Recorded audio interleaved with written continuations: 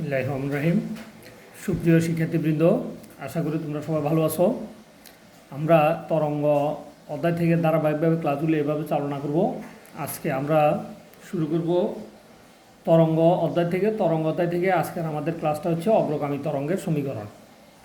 এই অগ্রগামী তরঙ্গ কাকে বলে, তাহলে আমাদেরকে আগে একটু অগ্রগামী তরঙ্গ কাকে বলে সেটা জানতে হবে। অগ্রগামী তরঙ্গ হচ্ছে কোনো একটা তরঙ্গ, ধরো কোনো একটা বিন্দু থেকে উৎপন্ন হয়ে যদি কোনো মাধ্যমের মধ্য দিয়ে অগ্রসর হয় বা সামনের দিকে সঞ্চালিত হয় বা প্রবাহিত হয়, তখন ওই তরঙ্গকে আমরা নাম দিছি অগ্রগামী তরঙ্গ। তো এখন আমরা বললাম একটা তরঙ্গ ও বিন্দুতে উৎপন্ন হয়ে ও এ বি সি পথে অগ্রসর হচ্ছে। এখন এক্স অক্ষ বরাবরে আমরা যদি তরঙ্গের সময়টি এবং ওয়াই অক্ষ বরাবর যদি আমরা তরঙ্গ সরণকে কত ওয়াই ধরি, তো আমরা যদি ধরি ও বিন্দু থেকে যাত্রা শুরু করলে কোনো একটা তরঙ্গের টি সময় সরণ, ও বিন্দু থেকে যাত্রা শুরু করে কোনো একটা তরঙ্গের টি সময়ে সরণ হচ্ছে ওয়াই। ওয়াই সমান হচ্ছে এ সাইন ওমেগা টি। তাহলে এখানে ওমেগাটা হচ্ছে আসলে মূলত এই কণাটা দশাকোণ। এখন আমরা যদি ধরি কোনো একটা কণা টি সময়ের সরণ হচ্ছে কত, টি সময়ের সরণ যদি আমরা বলি থিটা, তাহলে একক সময়ের সরণ হচ্ছে কত, থিটা বাই টি। তাহলে একক সময়ের যে কোনো কণার সরণকে আমরা নাম দিচ্ছি কৌণিক বেগ। যেহেতু এটি কৌণিক সরণ, তাহলে ওমেগা সমান থিটা ডিভাইড বাই কত, টি। তাহলে থিটা সমান ওমেগা টি। তাহলে মূলত এখানে আমাদের কৌণিক সরণ ছিল থিটা। এই থিটার মান আমরা ওমেগা বসানোর কারণে আমাদের যে কোনো সময় টিতে অগ্রগামী যে কোনো একটা কণার টি সময়ের ওয়াই অক্ষের সরণ, অর্থাৎ সাম্য অবস্থান থেকে যখন ওয়াই অক্ষের দিকে কণাটা সরণ হয়েছে, ওয়াইয়ের মান হয়েছে এ সাইন ওমেগা টি। এই সমীকরণটা আমাদেরকে একেবারে সকল তরঙ্গের জন্য মুখস্থ মনে রাখতে হবে। তো এখানে এ হচ্ছে কি, এটা হচ্ছে কণার বিস্তার, এ হচ্ছে কণার বিস্তার, যে কণাটা অগ্রসর হচ্ছে তার বিস্তার। তারপরে টি হয়েছে কি, টি হয়েছে সময়। আর এখানে ওমেগা হচ্ছে কৌণিক বেগ, অর্থাৎ যে তরঙ্গটা কোনো মাধ্যমের মধ্য দিয়ে সামনের দিকে অগ্রসর হচ্ছে, এটি হচ্ছে তার কি, কৌণিক বেগ। তো এখন আমরা ধরে নিলাম কোনো একটা কণা ও বিন্দু থেকে যাত্রা শুরু করে যখন বি বিন্দুতে আসে, তখন ও এবং বি দুই বিন্দু থেকে কণাটা, ও বিন্দু থেকে কণাটা এদিকে যাবে, বি বিন্দু থেকে কণাটা একই দিকে যাবে। তাহলে আমরা ও এবং বি এই দুইটাকে বলতে পারি আমরা সমদশা সম্পন্ন কণা। তাহলে দুইটা সমদশা সম্পন্ন কণার মধ্যবর্তী দূরত্বকে আমরা বলছি তরঙ্গ দৈর্ঘ্য ল্যামডা। এটা আমাদেরকে বুঝে মুখস্থ মনে রাখতে হবে।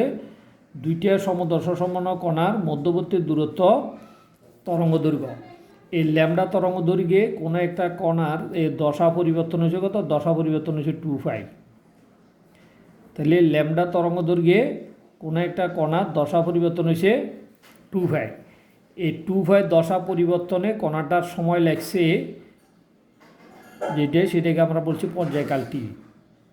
তার মানে দুইটা সমদশা সম্পন্ন কণার মধ্যবর্তী সময় হচ্ছে টি, যাকে আমরা বলছি পর্যায়কাল। একটা পূর্ণ কম্পন দিতে যে সময় লাগছে, আর একটা পূর্ণ কম্পনের তরঙ্গ কোনো মাধ্যমে যে দূরত্ব গিয়েছে, এটাকে আমরা নাম দিচ্ছি তরঙ্গ দৈর্ঘ্য ল্যামডা। আর তরঙ্গের দশা পরিবর্তন হয়েছে 2π ল্যামডা তরঙ্গ দৈর্ঘ্যে। এখন আমরা যে কোনো একটা অগ্রগামী তরঙ্গের সমীকরণ বের করার জন্য আমরা ধরে নিলাম যদি কণাটা কোনো একটা সময়, ধরো এখানে এই ফি বিন্দুতে আসি পৌঁছাইছে, এটাকে আমরা নাম দিলাম ফি বিন্দু। তাহলে এখান থেকে এখান পর্যন্ত দূরত্ব হচ্ছে কত, এক্স।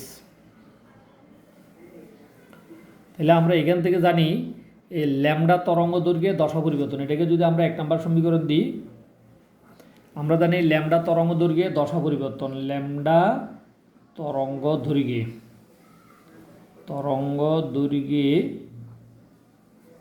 দশা পরিবর্তন আমরা জানি 2π। এটা আমাদের চিত্রের মধ্যে দেওয়া আছে। দেখো এই ল্যামডা তরঙ্গ দৈর্ঘ্যে দশা পরিবর্তন হয়েছে কত, 2π। তাইলে একক তরঙ্গ দৈর্ঘ্যে দশা পরিবর্তন হবে 2π বাই ল্যামডা। তাইলে কণাটা আমরা বললাম যখন ও বিন্দু থেকে কণাটা যখন ফি বিন্দুতে আসছে, তখন কণাটার অতিক্রান্ত দূরত্ব হয়েছে এক্স। তার মানে এক্স দূরত্বের মধ্যে কণাটার দশা কত পরিবর্তন হয়েছে, তাহলে এক্স দূরত্বে ল্যামডা তরঙ্গ দৈর্ঘ্যে বা ল্যামডা দূরত্বে, এটা ল্যামডা তরঙ্গ দৈর্ঘ্য যে কথা, ল্যামডা দূরত্ব একই কথা। তাহলে এক্স দূরত্বে কণাটির দশা পরিবর্তন হবে কত, twice pi divide by lambda into x. তাহলে এটাকে আমরা নাম দিলাম phi. Twice pi divide by lambda into x, এই দশা পরিবর্তনকে আমরা নাম দিলাম কত, ফাই। তার মানে আমাদেরকে এই কণাটা যখন এক্স অক্ষের দিকে এক্স দূরত্ব অতিক্রম করছে, তখন কণাটার দশা পরিবর্তন আমরা ফাই সমান কত পাইছি, twice pi divide by lambda into. এখন ফি বিন্দুস্থ কণাটির সরণ, অর্থাৎ এটা হচ্ছে টি সময়ের সরণ। এখন আমরা যদি বলি কণাটা ফি বিন্দুতে পৌঁছেছে, তাহলে ফি বিন্দুস্থ কণাটির সরণ,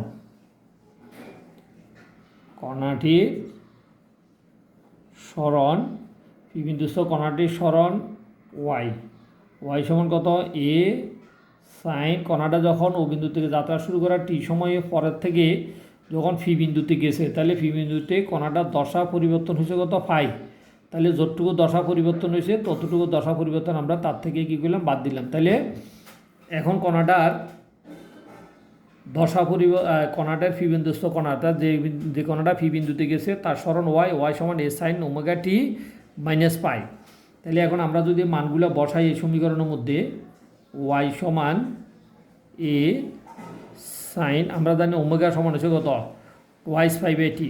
এখানে আমরা সমীকরণটা লিখতে পারি ওমেগা সমান twice pi by t into t minus এ ফাই এর মান আমরা কত পাচ্ছি, twice pi divide by lambda into কত, এক্স।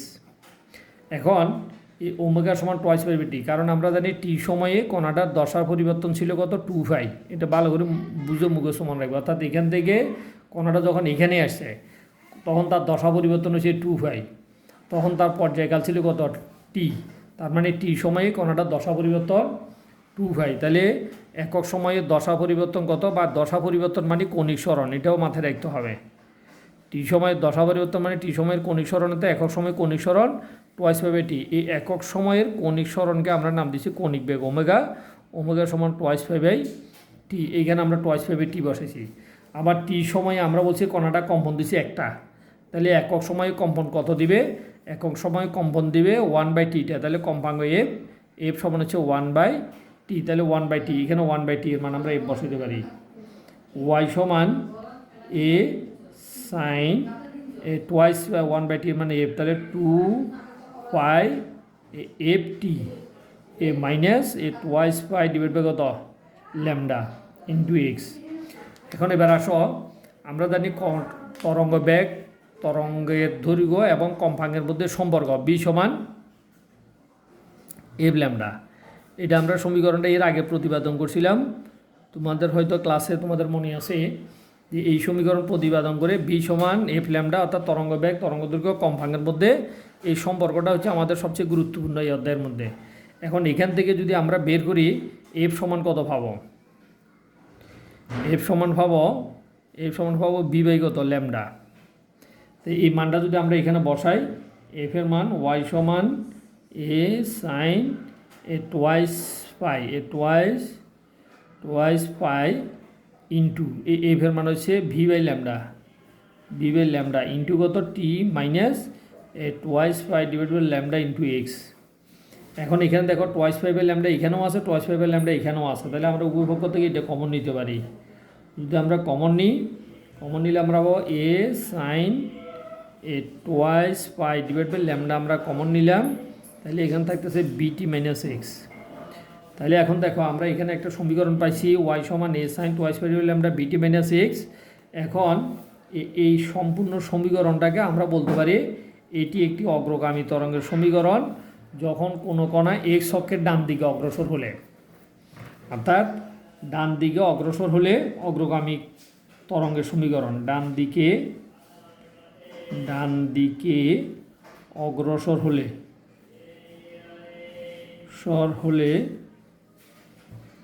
অগ্রগামী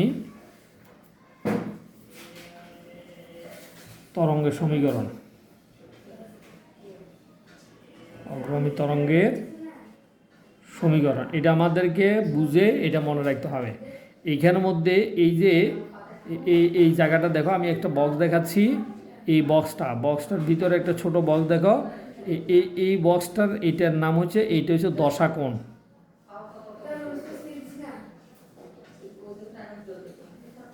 এটা হচ্ছে কি দশাকোণ। তাহলে দশাকোণ যদি কোনো তরঙ্গ অগ্রসর হয় এবং দুইটা তরঙ্গের মধ্যে যদি দশাকোণের মধ্যে পার্থক্য থাকে, তখন আমরা সেখান থেকে দশা পার্থক্য নির্ণয় করতে পারি।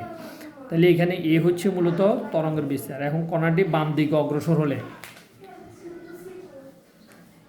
ডান দিকে অগ্রসর, যদি বাম দিকে অগ্রসর হয়,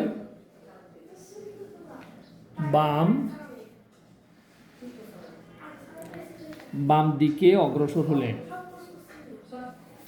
দিকে অগ্রসর হলে, বাম দিকে অগ্রসর হলে ওয়াই সমান A sine A twice pi divide by lambda, তখন এটি হবে এই বিটি প্লাস এক্স। তাহলে এটি অগ্রগামী তরঙ্গের সমীকরণ। এটি হচ্ছে এক্স অক্ষের ঋণাত্মক দিকে যদি তরঙ্গটা কি হয়, অগ্রসর হয়। তাহলে এখানেও এই কোণের মান, এই কোণ, এটি হচ্ছে দশাকোণ।